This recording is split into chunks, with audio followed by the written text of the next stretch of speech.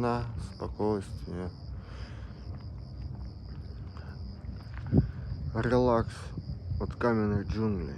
Приехать на море вечером, точнее ночью выйти погулять. Вот это кайф. А там кайфы, шум, гам. А здесь вообще охуительно.